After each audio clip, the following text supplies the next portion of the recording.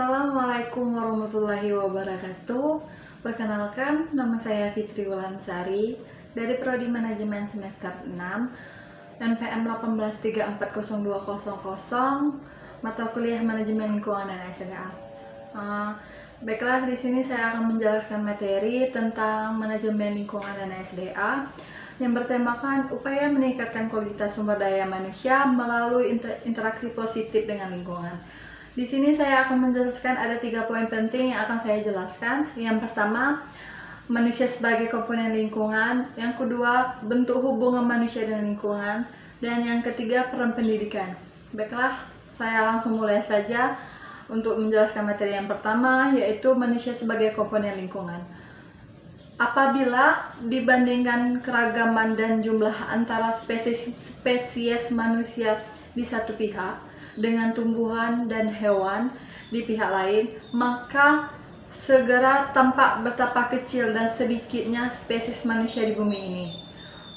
Namun demikian, apabila perbandingan berdasarkan atas potensinya dalam mengubah bumi, maka jelas manusia memiliki yang jauh lebih besar.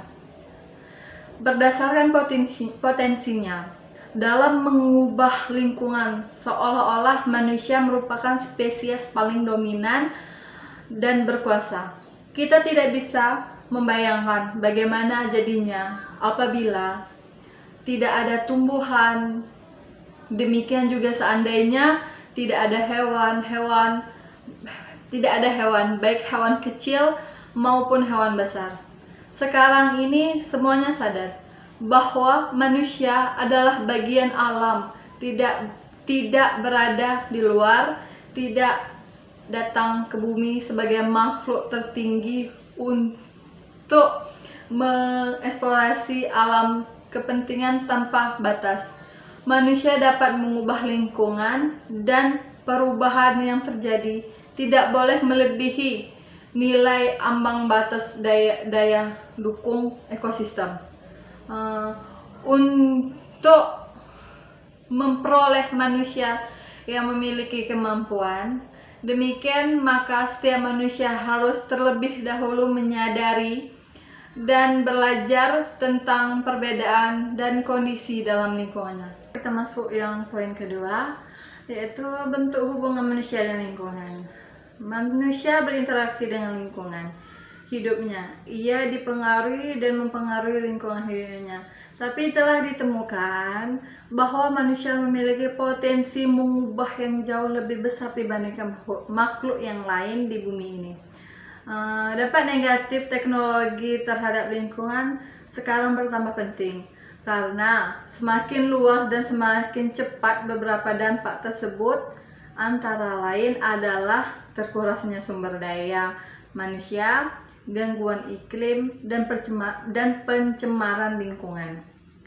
Pada dasarnya, terdapat dua macam bentuk hubungan atau interaksi yang bersifat positif dan negatif. Baiklah, di sini kita masuk poin yang ketiga atau yang terakhir, yaitu peran pendidikan.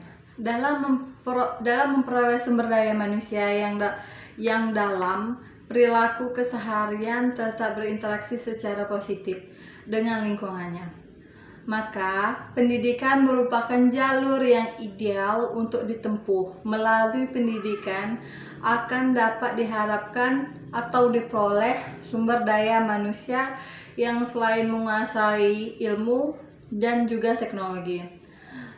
Proses jalur luar persekolahan pada hakikatnya lebih tua usianya dibanding jalur persekolahan dan umumnya memakan waktu yang relatif lebih lama.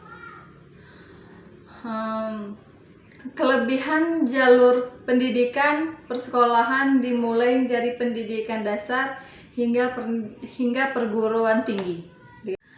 Baiklah, hanya dari ketiga poin itu saja yang dapat saya sampaikan. Di sini dapat kita simpulkan bahwa peningkatan sumber daya manusia diarahkan kepada penguasaan ilmu dan teknologi untuk memperoleh sumber daya tanpa merusak keseimbangan dan ekosistemnya. dan bahkan mampu melaksanakan usaha-usaha konflik visual sumber daya alam tersebut. Dengan demikian, interaksi yang terjadi antara manusia dan lingkungan adalah interaksi positif. Baiklah, hanya itu saja yang dapat saya sampaikan tentang materi manajemen lingkungan dan SDA. Lebih dan kurang saya mohon maaf. Wassalamualaikum warahmatullahi wabarakatuh.